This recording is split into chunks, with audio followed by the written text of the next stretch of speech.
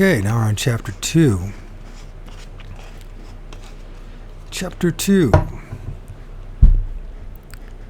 So the Why UFOs, Operation Trojan Horse, by John A. Keel. There is no plot to cover up the truth, but a sensible decision made by men whose minds have been boggled by just a glimpse of the overwhelming reality they encountered in their search for evidence to prove or disprove the existence of UFOs. Chapter 2. To hell with the answer. What's the question? At 8 p.m. on the evening of Wednesday, October 4th of 1967, I was driving a rented car along the Long Island Expressway, about 20 miles outside of New York City, when I noticed a large, brilliant sphere of light bouncing through the sky on a course parallel to my car.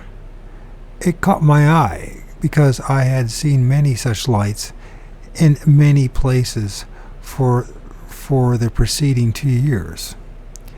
There was something special and very familiar about the crystal-like purity of its whiteness, and it was brighter than any star in the sky. On top of it, I could make out a second light, a smaller, fiercely red glow, which flickered silently in contrast with the steadiness of the larger sphere beneath it. Although Kennedy Airport was nearby, I knew that this was not the bright strobe landing light of an airplane. I've seen many of those too in my travels. When I reached Huntington, Long Island, that night, I found cars parked along the roads and scores of people, including several police officers, standing in the fields, staring at the sky in wonder. The enigmatic light that had followed me was joining four other overhead. All were low, hovering silently, slowly bobbing and weaving like illuminated yo-yos, tethered to invisible strings. "What do you think they are?" one elderly gentleman asked me. "I think they're unidentified flying objects," I answered, with a shrug. "I've never seen anything like it before," the man muttered, marveling that such things could be. "I always thought they were just so much nonsense." I nodded and got back into my car. I had a long way to go that night and many problems on my mind. I've seemed to have had nothing but problems since I got into the flying saucer business. A few miles south of Huntington, in the tiny hamlet of Melville, another man had problems. The night before, on October the 3rd, in 1967, Philip Burkhardt, an aerospace computer systems engineer who holds a bachelor's of science degree in mathematics and a master's in philosophy, was alerted by two teenagers, Sean Kearns, 13, and Donald Burkhardt, 14, his son. They called him outside his home on Roundtree Drive to look at an odd machine hovering just above the trees a few yards away. It was disc-shaped. Burkhart said later it was silvery and metallic white in color and seemed to be illuminated by lights, a set of rectangular-shaped lights that blinked on and off and seemed to be revolving across the lower portion of the object from left to right. Another light emanated from the top but was not blinking. There was no noise such as an engine would make. The object dropped down behind the crest of a ridge, and Burkhart returned to his house to get a pair of binoculars. Then he and several others set out to find the thing again. They drove to a nearby road, spotted it, and watched it as it flew out of sight. Burkhart tried to determine if the object was running the legally required red and green lights, which even experimental craft must display. If it did, he could see them. After phoning the Suffolk Air Force Base and West Hampton Beach, Long Island, and answering questions for half an hour, the scientist and the two boys returned to the area of the sighting and examined the ground with flashlights. Quote, "We detected a peculiar odor," end quote. Mr. Burkhart noted, quote, "It was comparable to burning chemicals or electrical wires, or confined to the immediate area.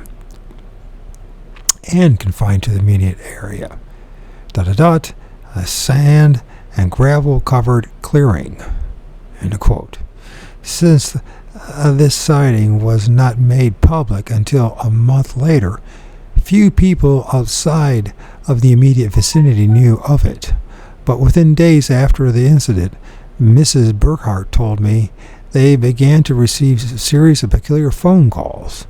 The phone would ring, but there would be no one on the other end. Well, I've had that experience, haven't you?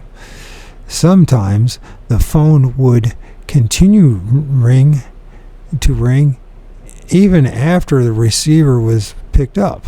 Also, Burkhart, the phone bill began to show a puzzling increase over the previous monthly average. That I haven't experienced. Melville, we might note, had frequent and inexplicable power failures throughout 1967, as did Huntington. For Philip Burkhart, unidentified flying objects are no longer a controversial subject or a matter of belief or disbelief. He knows they exist. How long has this been going on? History prefers fantasy to fiction. Legend endures while truth coughs up blood which dries and fades. We prefer to teach our children that Christopher Columbus was a hero and have buried his glaring faults. We choose to pass on the nonsense that the Great Chicago Fire of October 8, 1871 was ignited by Mr. O'Leary's discontented cow kicked over a lantern, and we forget that the fire was actually caused by two gigantic, still unexplained fireballs. It says, no, it's not two. I think there's an A. Is it two or an A? It must be an A. It is a gigantic, unexplained fireball, which swept low across the sky of several states, destroying dozens of communities and creating a kind of death and havoc which would not be seen again until the Great Fire rages of the World War II. The Great Fire rages of World War II. 1,000 years from now, Hitler may be remembered as somewhat eccentric manufacturer of soap, and men's clumsy, stiff-legged attempt to leap into space by merely supplement the older tale of Icarus. Damn, again, Icarus. That's not Icarus flying, I'm not saying it right, too close to the sun on the wings of wax. Sorry about this, folks, but it is my MS. And I just can't seem to formulate words very well, so. Icarus.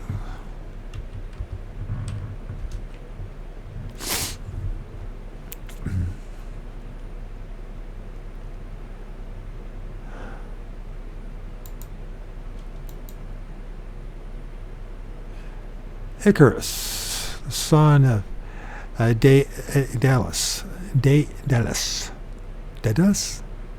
if I pronounce it, who escaped imprisonment, flies by means of artificial wings, but falls into the sea and drowns when the wax of his wings melt as he flies too near to the sun.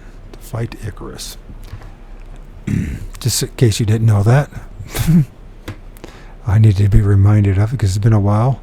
Isn't there an Iron Maiden song about that or something like that? I can't remember.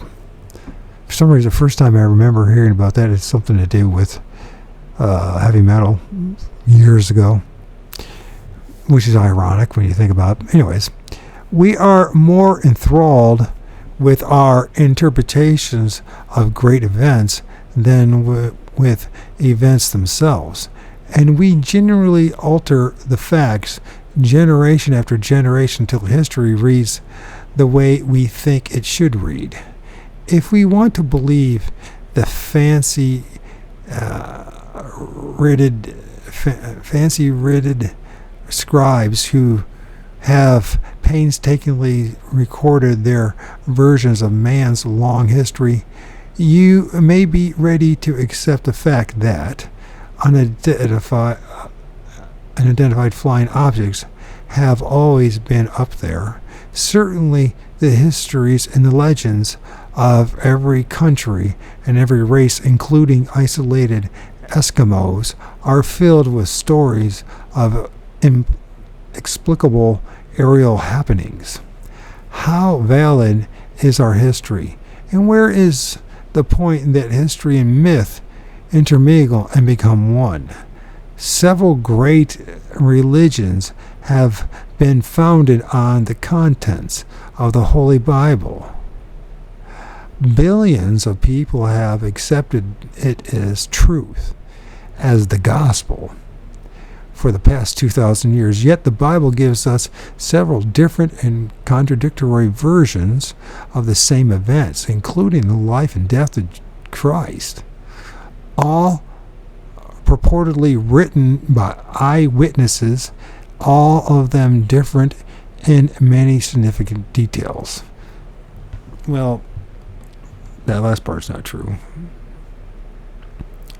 That it wasn't written by eyewitnesses. Which is the true account? The devout accept them all. Few believers would reject the existence of Christ because of these differences. Like most UFO researchers, I have read the Bible carefully several times in view of what we now know or suspect about flying saucers. Many of the biblical accounts of things in the sky take on a new meaning and even collaborate some of the things happening today. They were given a religious interpretation in those ancient days when all natural phenomena and all catastrophes were blamed on a superior being. Today, we kneel before the altar of science, and our scientific ignorance receives the blame for what we do not know and cannot understand. The games are the same, only the rules have changed slightly. Take off my sweatshirt. I don't know why I do this, because I always get chest pains when I try to read this stuff because of positioning. Ugh. Plus I got MS, so I've had chest pains due to MS for over a decade now. So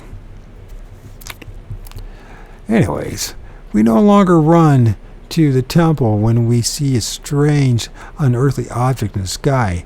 We run to the Air Force or to the learned astronomers. In ancient times, the priests would tell us that we had sinned, and therefore God was showing us signs in the sky. Today, our learned leaders simply tell us that we are mistaken, or crazy, or both. And the next time we see something in the sky, we keep it to ourselves. But the damnable things keep coming back anyway. Maybe they never went away. The first photograph of an unidentified flying object was taken way back in 1883 by a Mexican astronomer named Jose Bonilla. He had been observing the sun from his observatory, and I can't pronounce this, Zacatecas, on August 12 of that year, when he was taken aback by the sudden appearance of a long parade of circular objects which slowly flitted across the solar disk. Although he counted 143 of these things, and since his telescope was equipped with a newfangled gadget called a camera, he shot some pictures of them. When developed, the film showed a series of cigar and spindle-shaped objects, interesting, which were obviously solid and non-celestial. Professor Bonilla dutifully wrote up a scholarly report on the event, filled with mathematical calculations. He estimated that the object had actually passed over the Earth at an altitude of about 200,000 miles, attached copies of his pictures, and sent the whole thing off to the French journal L'Astronomie. His colleagues no doubt read it with chagrin, and since they could not explain what he had seen, they forgot about the whole business and turned to more fruitful pursuits, such as counting the rings of Saturn.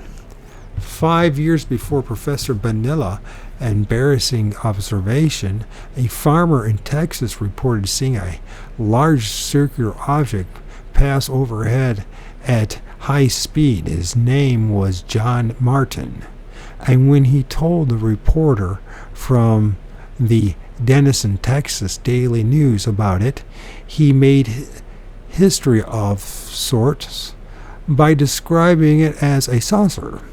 The date of his sighting was Thursday, January 24, 1878. His neighbors probably called him Crazy John after that, never realizing that he was not the first, and certainly would not be the last, to see what had been up there all along. In April of 1897, thousands of people throughout the United States were seeing huge airships over their towns, and farms. Scores of witnesses even claimed to have met and talked with the pilots. According to the New York Herald, Monday, April 12, 1897, a news dealer in Rogers Park, Illinois, took 2 photos of a cigar-shaped craft. I had read for some days about the airship, and the news dealer, Walter McCain, was quoted as saying, "But I thought it must be a fake," because so many people were coming up with airship stories, and many of them were even signing affidavits swearing to the truth of what they had seen. Newspapermen naturally turned to the greatest scientific authorities of the time, Thomas Alva Edison. Quote, "You can take it from me that it is a pure fake," end quote, Edison declared in April 22, 1897. Quote, "I have no doubt that airships will be successfully constructed in the near future, but ... it is absolutely impossible to imagine that a man could construct a successful airship and keep that matter a secret. When I was young, we used to construct big colored papered balloons, inflate them with gas, and they would float about for days. I guess someone has been up to that fine game out west." Whenever the airship is made, it will not be in the form of a balloon. It will be a mechanical contrivance, which will be raised by means of a powerful motor, which must be made for a very light weight. At present, no one has discovered such a motor, but we never know what will happen. We may wake up tomorrow morning and hear of some invention which sets us all eagerly to work within a few hours, as was the case of the Roentgen rays. So the Roentgen rays. Then success may come. I am not, however, figuring on inventing an airship. I prefer to devote my time to objects which have more commercial value. At best, airships would only be toys. End of quote. Well, that was Edison, so even a brilliant man like him could be wrong about many things, huh? 41 years later, however, a young man named Orson Welles disagreed with Edison. The opening lines of his historic, quote, War of the Worlds, end quote, broadcast on October 30th, 1938, were almost prophetic. We know now that in the early years of the 20th century, this world was being watched closely by intelligences greater than man's, and yet as mortal as his own. Wells' sonorous voice declared, "We know that as human beings busied themselves about their various concerns, they were scrutinized and studied, perhaps almost as narrowly as a man with a microscope might scrutinize the transient creatures that swarm and multiply in a drop of water. With infinite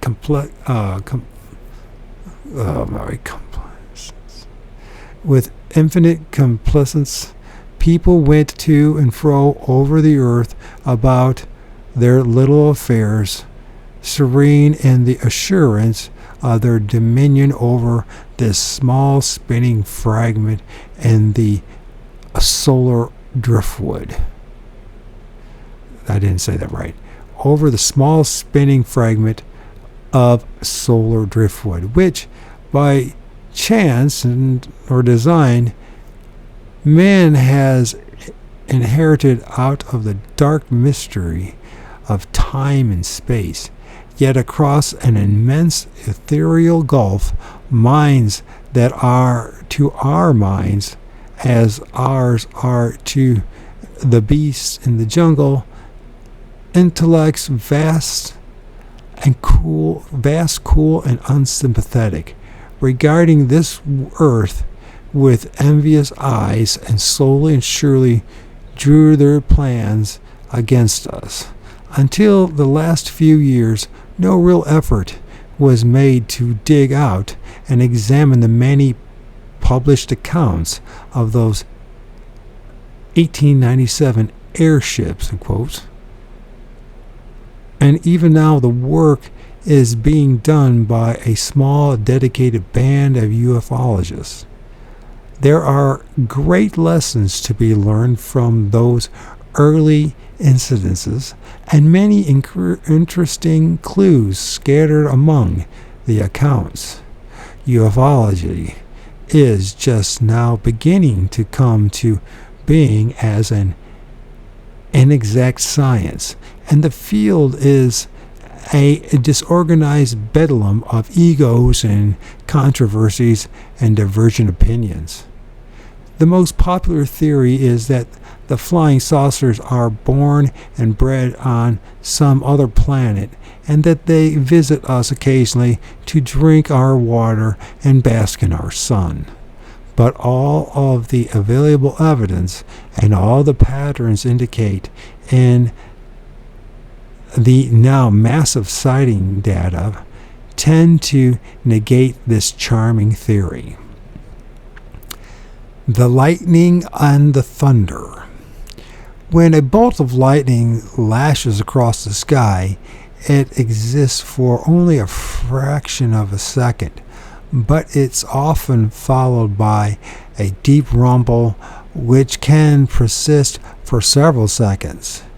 We know that the lightning produces the thunder, and we do not separate the two. However, during the 23 years of the UFO controversy, there has been a tendency to pay more attention to the thunder than to the sightings which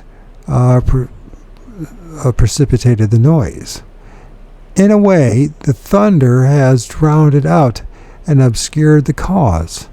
For years, scientists and skeptics questioned the reliability of the witnesses, forcing the UFO researchers to spend inordinate amounts of effort on trying to prove that the witnesses did indeed see something, instead of trying to ascertain exactly what it was that was seen.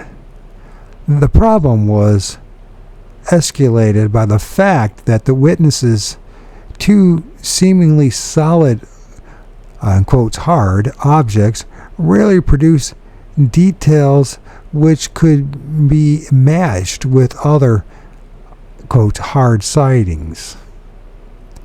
Thus, the basic data, the descriptions of the objects seen, were filled with puzzling contradictions which weakened rather than supported the popular explanations and hypotheses. But there are actually different hidden correlations within those contradictions, and we will be dealing with them at length in future chapters. In Chapter 1, we outline 22 typical reports. Most of these are of luminous objects which behave in peculiar, unnatural ways. The great majority of all the sightings throughout the history have been of soft, luminous objects, or objects which were transparent, translucent, changed size and shape, or appeared or disappeared suddenly. Sightings of seemingly solid metallic objects have always been quite rare, the soft sightings being more numerous and comprised of real phenomena and deserved the most study. The scope, frequency, and distribution of the sightings make the popular extraterrestrial interplanetary hypothesis completely unattainable. These important negative factors will also be explored in depth further on. Apparently, the U.S. Air Force intelligence teams realized early in the game, in 1947 to 49, that it would be logistically impossible for any foreign power or even any extraterrestrial source to maintain such a huge force of flying machines in the Western Hemisphere without suffering an accident which would expose the whole operation, or without producing patterns which would reveal their bases. There was never any real question about the reliability of the witnesses, pilots, top military men, and the whole crews of ships had seen unidentified flying objects during World War II and had submitted excellent technical reports to military intelligence. The real problem remained, what had these people seen? The general behavior of the objects clearly indicates that they were paraphysical, i.e., not composed of solid matter. I like that phrase, paraphysical, and not composed of solid matter. Well, I remember that. That's another question. They were cloaked in incredible speeds within the atmosphere, but did not produce sonic booms. They performed impossible maneuvers which defied the laws of inertia.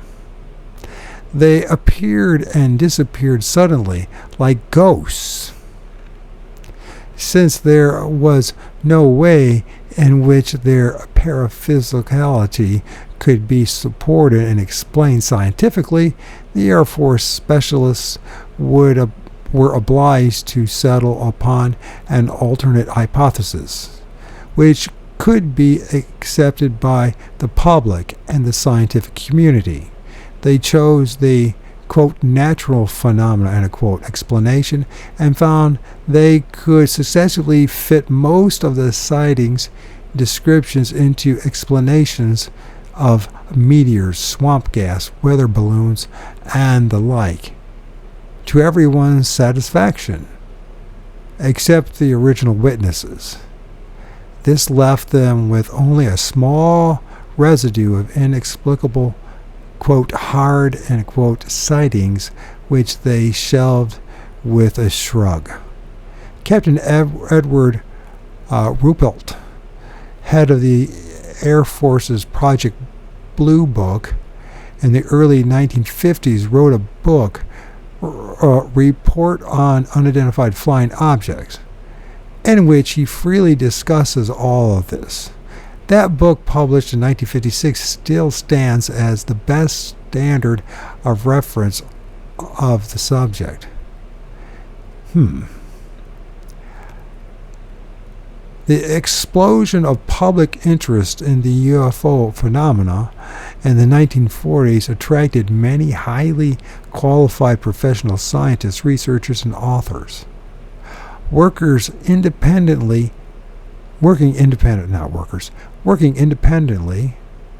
they quietly assessed the incoming evidence and slowly evolved complex theories which accounted for the paraphysicality of the objects.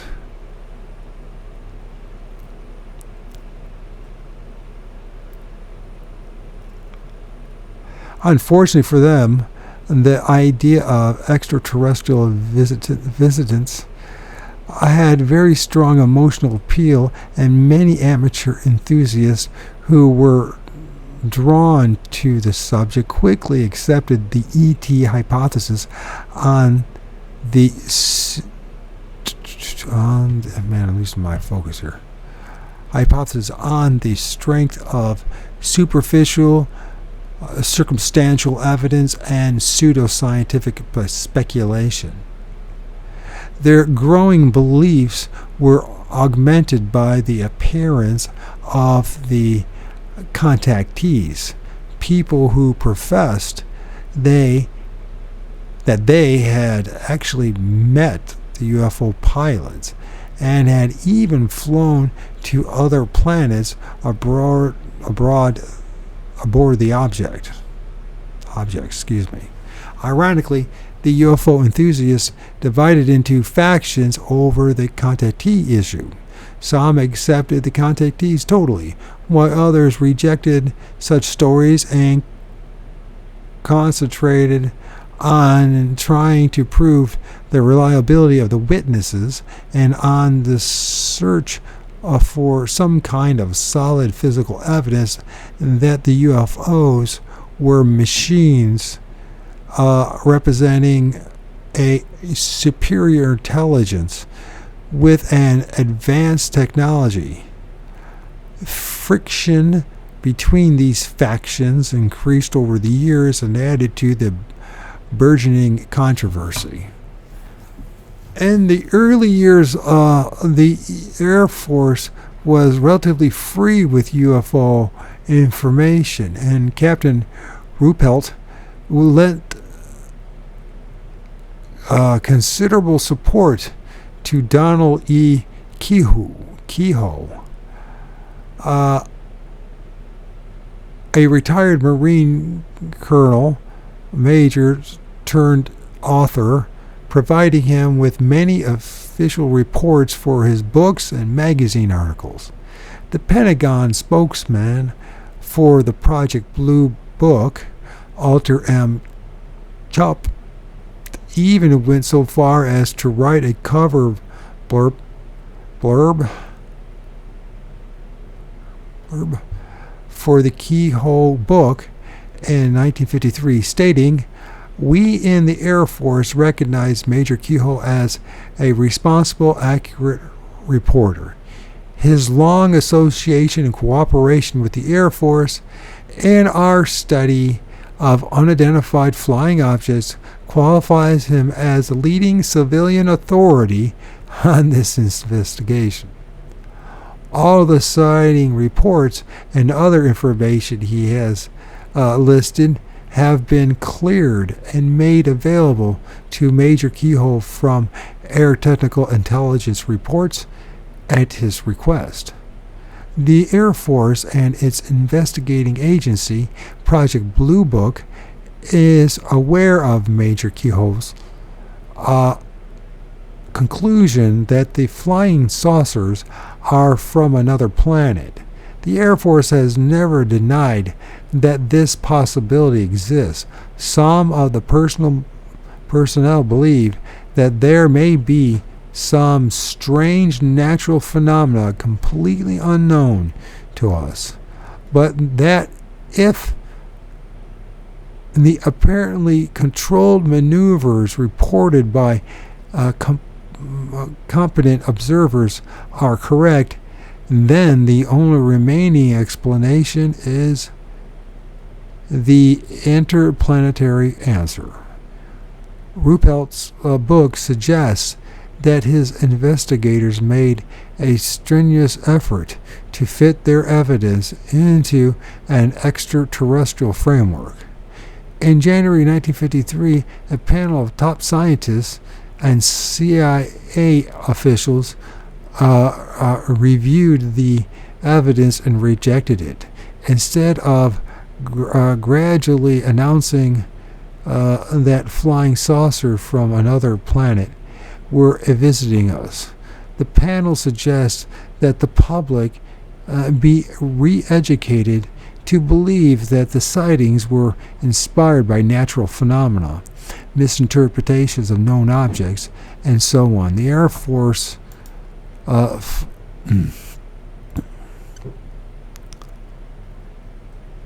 the Air Force, where did I go? I just lost myself. The Air Force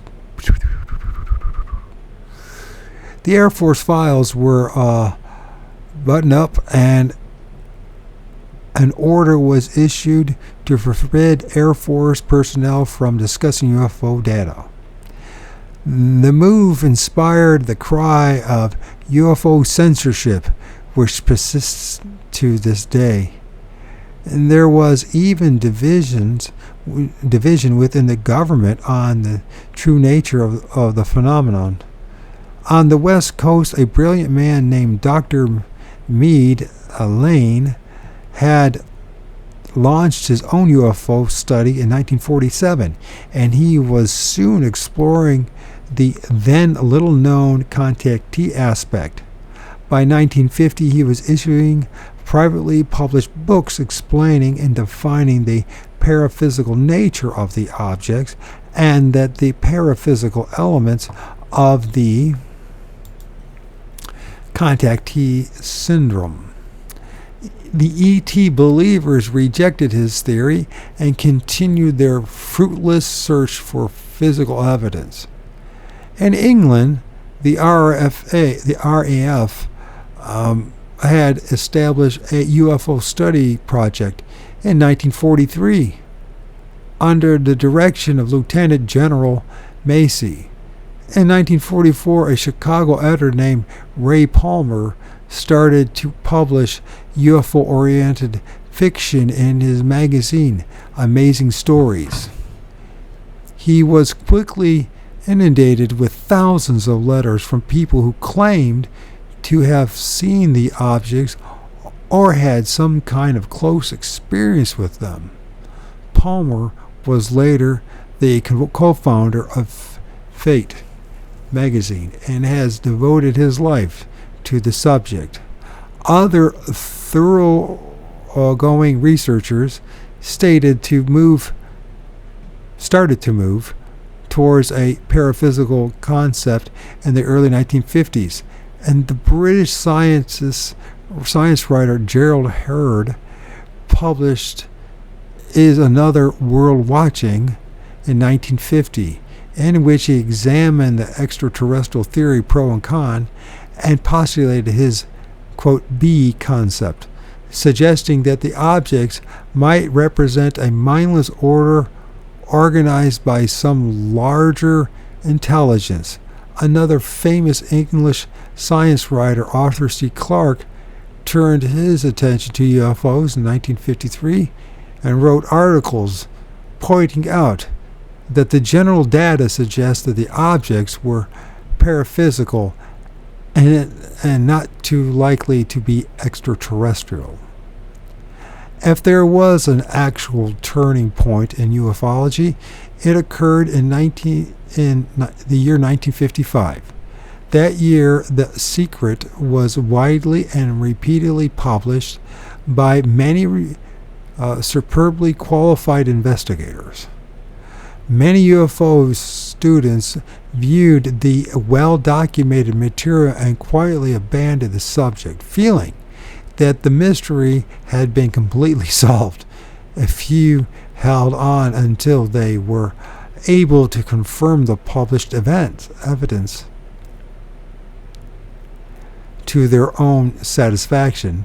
Then they dropped out, leaving a vacuum in the field which was erratically filled by cultists and emotionally disturbed types who were attracted more by the cloak and dagger aspect and the anarchistic possibility of the allegations of official censorship.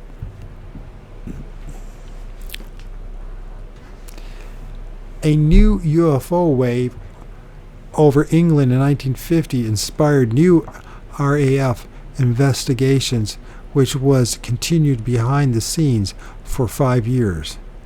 On April 24, 1955, An RAF spokesman told the press that the UFO study was completed, but that the findings would be withheld from the public because they would only create more controversy and could not be adequately explained without revealing the certain top secrets. The enigmatic statement hardly satisfied anyone, but soon afterward, RAF Air Marshal Lord Dowding, the man who had directed the Battle of Britain in 1940, gave a public lecture in which he openly discussed the paraphysical aspect of the phenomenon and declared the UFO occupants were immortal and could render themselves invisible to the human eyes, and could even take on human form and walk and work among us unnoticed. This was very strong stuff in 1955, and the UFO enthusiasts didn't quite know what to make of it. The cultists still circulated his early pro-extraterrestrial statements made before he reached the paraphysical stage. Still, another excellent British researcher and reputable author, Harold T. Wilkins, stressed the paraphysical aspects in his 1955 book, Flying Saucers Uncensored. In the earlier stages of his research, he had concluded that much of the evidence pointed to a hostile intent, but later, as he developed a better understanding of the paraphysical factors, he modified his conclusion. And astrophysicist Morris K. Jessup published a series of books from 1954 to 1957, filled with historical correlations and mind-bending theories about the paraphysical side of the phenomenon. R. D. White Miller, a columnist for Coronet magazine, also spent years studying the subject and drawing upon the testimony submitted by thousands of his readers. He produced a well-documented summary of his paraphysical conclusions in a 1955 book called You Do Take It With You. So the book's called You Do Take It With You. An unfortunate title, perhaps, but the book is a fine examination of the implications of the modern phenomena. The U.S. Air Force made its major contributions to the subject in 1955 with the publication of Project Blue Book Special Report Number 14. This was undoubtedly the most important single contribution to the UFO problem.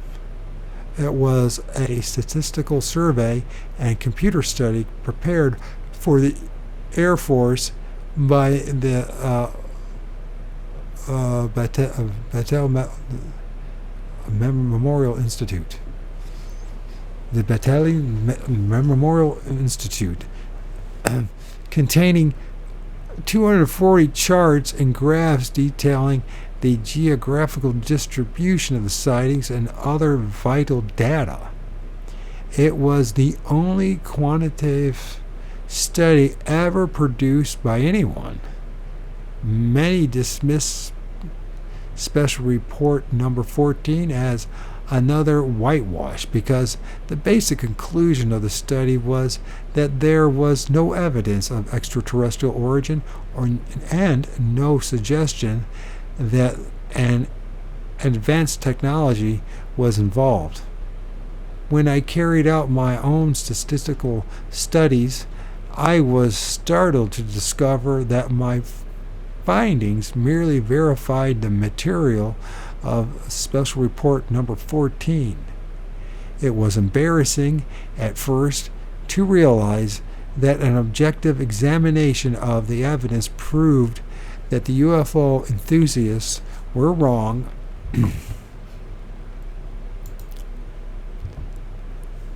and the Air Force was right. Sensible research must be dedicated by this basic precept. Any acceptable theory must offer an explanation for all the data. The paraphysical hypothesis meets its criterion.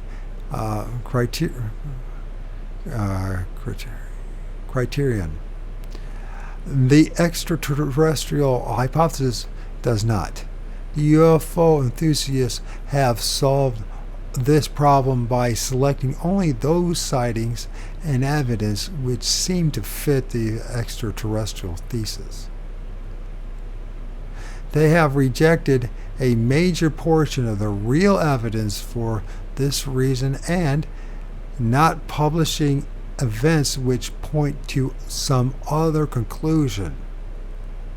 Once this process of selection began, the problem became more confusing and the mystery more mysterious. The UFO publications were filled with selected sightings and professional writers preparing books and magazines or articles, sifting out the best of those sightings, unaware that the major part of the real data was being deliberately ignored. I can tell you one thing. In pages 30 through 33, there's some very important references to books to read, huh? It's kind of interesting. After 1953, after the 1955 explosion of paraphysical information, ufology slipped into the Dark Ages. The Air Force paid only token attention to the phenomenon, explaining it away successfully for years as natural phenomena. UFO enthusiasts became convinced of the Air Force's suppression of the truth, and the considerable part of the UFO literature published after 1955 was devoted to wide-eyed speculations about why the government was trying to keep UFOs a secret from the public, since the professional writers and researchers had deserted the subject and general quality of UFO literature hit a new low, most of it filled with pseudoscience and amateuristic speculation. The factions within the UFO camp spent most of their efforts on feuding and fussing with the Air Force and with one another. There was a very little actual research into the UFO matters at all between 1955 and 1966. There are other fine examples of sensible researchers who managed to penetrate the thunder of UFO enthusiasts and reach the lightning. In 1954, Wilbur B. Smith, superintendent of Radio Regulations Engineering, Department of Transportation, Ottawa, Canada, became the head of a semi-official Canadian UFO study dubbed Project Magnet. Like magnet. Project Magnet. Smith had fine credentials, and the UFO enthusiasts were thrilled with the announcement, but as the years passed, Smith began to realize that the quickest way to the source of the problem was through a study of contactees. In some cases, UFO entities had actually passed on scientific information, which Smith was able to check and confirm in his laboratory. Towards the end of his life, he died of cancer on December 27, 1962. He gave lectures and wrote papers about what he had learned. I began for the first time in my life to realize the basic oneness of the universe, science, philosophy, and all that is in it. He remarked in 1958, substance and energy are all one facet of the same jewel. And before any one facet can be appreciated, the form of the jewel itself must be perceived. As usual, the extraterrestrial believers thought their sciences had gone crackers. They didn't want to hear about the philosophy and energy. They wanted to discuss Venetians and the Air Force plot to hide the truth. It is unfortunate that a large part of Smith's papers and findings are still unpublished and undiscussed. Another engineer and a graduate from Yale and the Massachusetts Institute of Technology became interested in the flying saucers in 1953. Upon his retirement in 1954, he and his wife toured the country interviewing UFO witnesses and inevitably contactees claimants. His name was Bryant Reeves. Like the rest of us, he began with the hope and expectation of finding evidence for the extraterrestrial hypothesis. He thought in the same physical terms of all engineers and scientists. But as he plunged deeper and deeper into the complex subject, he reached into philosophy and metaphysics, just as Smith had. Finally, in 1965, he published a book called The Advent of the Cosmic Viewpoint. After long and careful investigation, he had concluded that the UFO sightings themselves were actually irrelevant and were merely part of the larger paraphysical phenomenon. Kenneth Arnold, a private pilot whose sightings on June 24, 1947 set off the first modern flying saucer scare, quietly investigated UFOs in depth for years. And then in 1955, he, too, issued a public statement expressing his belief that the objects were actually some form of living energy and were not necessarily marvelous spaceships. In 1957, Ray Palmer started a new magazine called Flying Saucers. In the early issues, he titillated his readers by hinting that he knew the secret. Then in 1958, he published his conclusion that UFOs were not from some other planet, offering as an alternative a complex theory about secret civilizations with paraphysical and physics ties to the human race. No, let me try this again. I had said that wrong. An early issue. Let's start from the beginning. In 1953, Ray Palmer started a new magazine called Flying Saucers. In the early issues, he titillated the readers by hinting that he knew the secret. Then in 1958, he published a conclusion that UFOs were not from some other planet, offering as an alternative a complex theory about secret civilizations with paraphysical and psychic ties to the human race. He has stubbornly stuck to his guns and still publishes a number of small magazines devoted largely to the psychological aspect of the phenomenon. After a 12-year struggle, his Flying Saucers has managed to build up a meager readership of 4,000 paid subscribers and 6,000 newsstand sales despite nationwide distribution. Palmer's anti-extraterrestrial stand has isolated him from the ufological mainstream, and he has been widely criticized and ostracized by the ET believers. God, do I know I can relate to him when it comes to my experience with Bigfoot and Sasquatch. It's like people do not want to, generally people don't want to know the truth. Because I think they can't make money off it. That's the problem, isn't it? You know, and people disappoint me so much is what they do. God. Anyways. Fuck.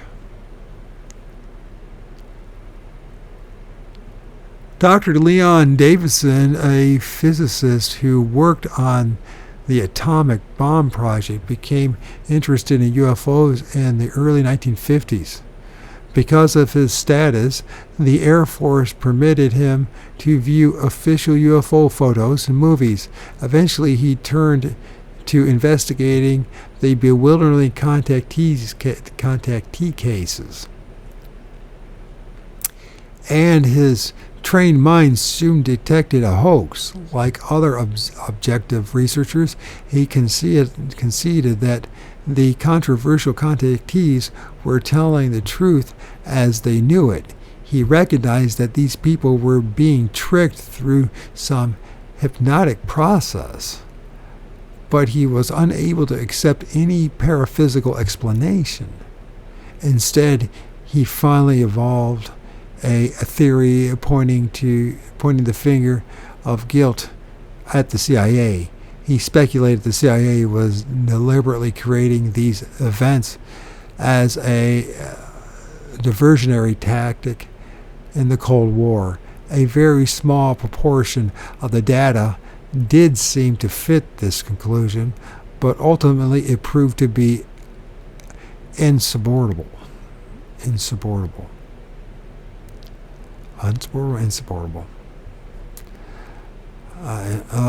For many years, Al Chop, an Air Force information officer, lent his name to the Board of Governors of Major Keystone's organization, the National Investigation Committee on Aerial Phenomenon, NICAP. But in 1966, he withdrew his name, and in a personal correspondence and in appearances on radio programs, he declared that he no longer accepted the idea that flying saucers are real physical phenomena, or physical machines. He explained He explained the turn of mind with the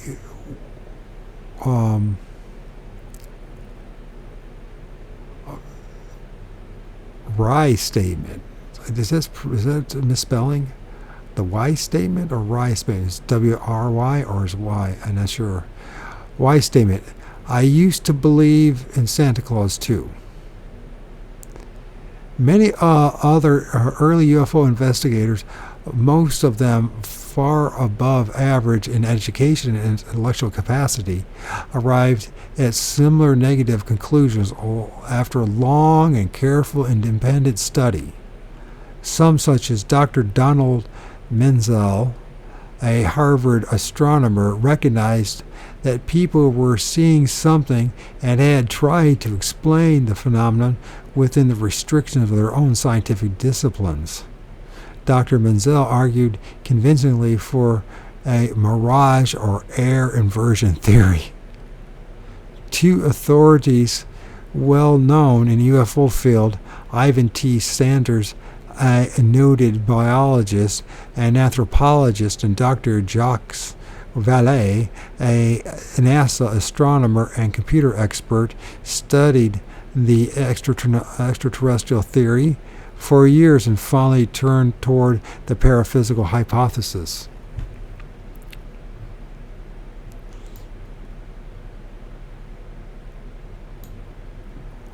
What exactly is the paranormal hypothesis? Excuse me, what exactly is the paraphysical hypothesis? It is the central theme of this book. It can best be summarized by the recent remarks of RAF Air Marshal Sir Victor Goddard, KCB, CBE, MA. Sir Victor is of cabinet rank and was active in the RAF in the 1950s, 1955 UFO investigations. On May 3rd, 1969, he gave a public lecture at Cacton Hall in London, in which he cited these main points. Quote, that while it may be that some operators of UFO are normally the paraphysical denizens of the planet other than the Earth, there is no logical need for this to be so. For if the materiality of UFO is paraphysical and consequently normally invisible, UFO could more plausibly be creations of an invisible world coincident with the space of the space of our physical Earth planet, than creations in the paraphysical realm of any other physical planet in the solar system. Did I read that right? Should I try that again?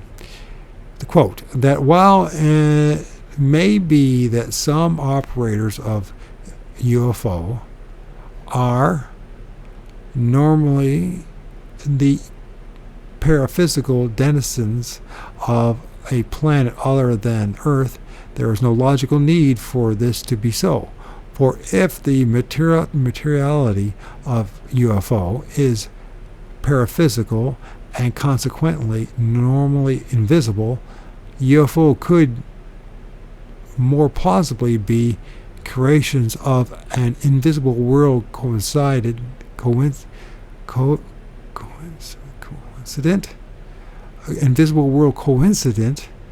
with the space of our physical Earth. Man, the wording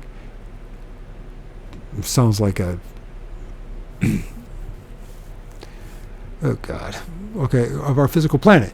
Then creations in the paraphysical realms of other physical planets in the solar system. Given the real UFO are paraphysical, capable of reflecting light like ghosts, and given also that according to many observers they remain visible as they change positions at ultra high speeds for some point or another, it follows that those that remain visible in transition do not dematerialize for that swift transition, and therefore their mass must be of a diaphanous, very diffuse nature, their substance relatively etheric. The observed validity of this supports the paraphysical assertion and makes the high likelihood of UFO being Earth created greater than the likelihood of their creation of another planet. The astral world of illusion, which on the psychological evidence is generally inhibited, like illusion-prone spirits, is well known for its multifirst imaginative activities and extortions. Man. Seemingly some of its denizens are eager to exemplify principalities and powers. Others are eager to others pronounce upon morality, spirituality, deity, etc. All of these astral exponents who invoke human consciousness may be sincere, but many of their theses may be framed to I can't stop. I'm starting this the way this is worded right here from this English chap. I'm losing it. This is a bit of word salad going on here. Is what I'm propagate some special phantasm, perhaps of an earlier incarnation, or to indulge an invertebrate and continuing technological urge towards materialistic progress, or simply to astonish and disturb the gullible for the devil of it. End of quote. Thank God. Sir Victor's remarks are admittedly even harder to believe than the claims of the various UFO cults. If you are not familiar with the massive, well-documented cult and religious literature, his words may be incomprehensible to you. In essence, he means that UFO phenomena is actually a staggering cosmic put-on, a joke perpetrated by invisible entities who have always delighted in frightening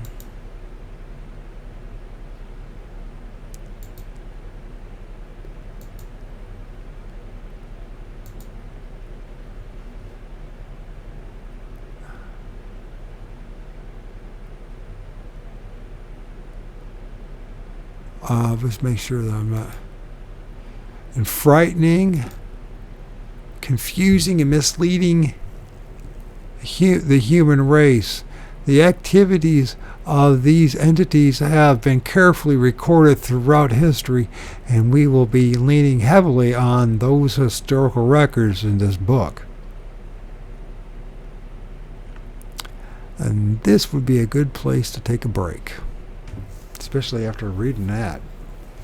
God, that English aristocratic word salad mumble jumble stuff sucks. No wonder, and I swear they talk that way just so that people won't pay attention to them, because that's exactly what they want. The average person, they just don't want you to pay attention to them. Okay, took a little break. Recently, the U.S. government printing office issued a publication compiled by, oops, it just moved on me. Compiled by the Library of Congress for the Air Force Office of Scientific Research, UFOs and related subjects, and annotated bibliography. In preparing this work, the senior bibliographer, Miss Lynn E. Cateau, actually read thousands of UFO articles and books and publications. In her preface to this 400-page book, she states, a large part of the available UFO literature is closely linked with mysticism and the metaphysical. It deals with the subjects like mental telepathy, automatic writing, and invisible entities, as well as phenomena like poltergeist manifestations and possession. Many of the UFO reports now being published in the popular press recount alleged incidents that are strikingly similar to demonic possession and psychic phenomena, which has long been known to theologians and parapsychologists. Dr. Edward U. Condon, the physicist who headed Colorado University's Air Force financed 2-year UFO study, has been criticized because he devoted part of his time to examining the claims of the controversial contactees. He earned the undying wrath of cultists when his final report was published in January 1969, and he stressed an anti-extraterrestrial conclusion. He asserted that his scientific teams had failed to find any evidence of extraterrestrial origin or of serious UFO censorship on the part of the government. But both of these myths have been implanted too deeply in the UFO literature to be killed off so easily. The Library of Congress Objective Bibliography even had sections devoted to news management and censorship and the CIA plots. Was all of this just another government whitewash, as the cultists contend? In April 1969, Dr. Condon delivered a speech before the American Philosophical Society in Philadelphia, in which he was genuinely derisive of the popular UFO beliefs. Quote, "Some UFOs may be such extraterrestrial visitors. It may be possible," end quote. Dr. Condon said, quote, "Some of the writers go so far as to say that they actually are. To discover clear, unambiguous evidence on this point would be a scientific discovery of the first magnitude, one which I would be quite happy to make. He found no such evidence, and so state in our report, we conclude that it is not worthwhile to carry on a continuing study of UFOs in the manner in which has been done so far. Of the going out into the field to interview persons who say they have seen something peculiar. The difficulty about using objective means of study lies in the rarity of the apparitions.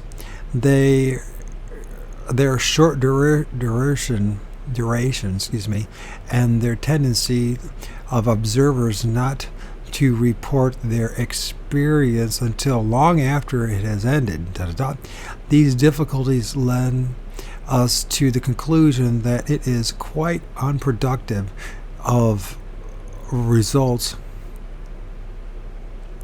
of scientific value to the study of UFOs in the traditional manner. But contrary to popular belief, we do not rule out all future study. Perhaps we need a national magic agency, pronounced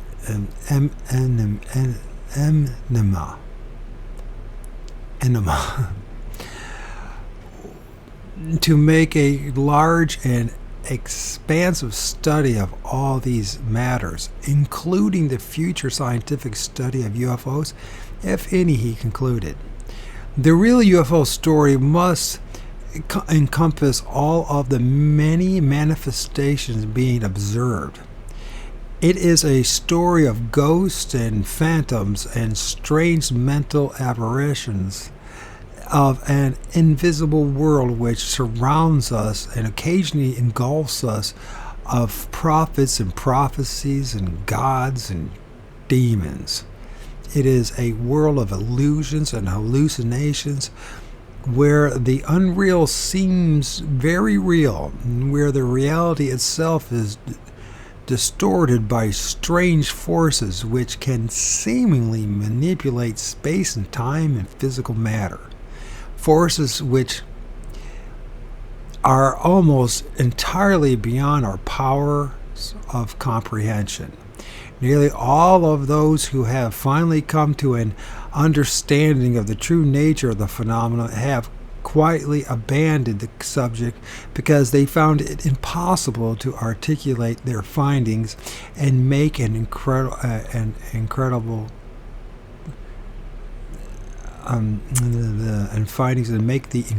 credible. They are not silenced by the Air Force or the CIA, as the cultists believe. They were rendered mute by the awesome and overwhelming realization that man is not alone, that the human race is merely a trifling part of something much bigger, that something is at the core of all human beliefs, ranging from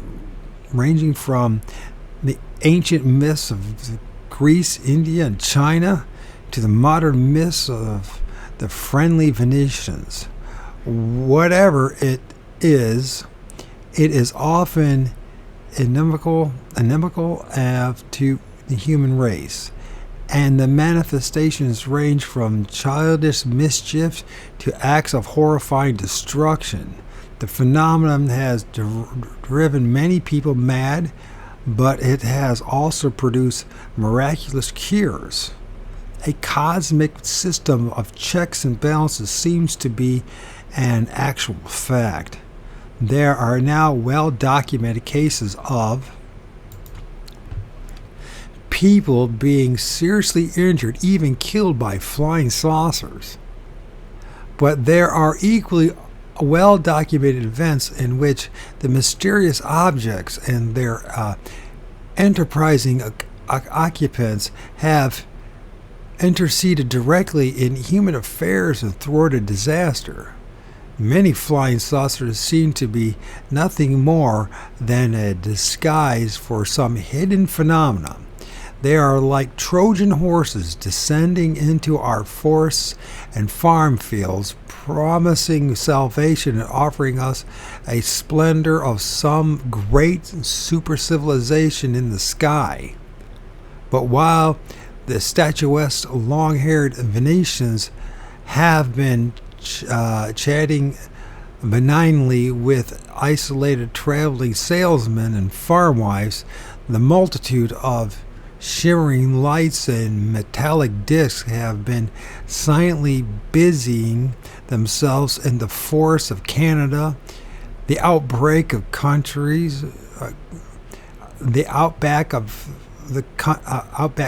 Australia, and the swamps of Michigan. Because we can find any answer, we must first find the right question to ask. We must understand the exact nature of these visitors and of ourselves. And that's a good place to stop for this recording. Then we'll get into Chapter 3, A World of Illusions.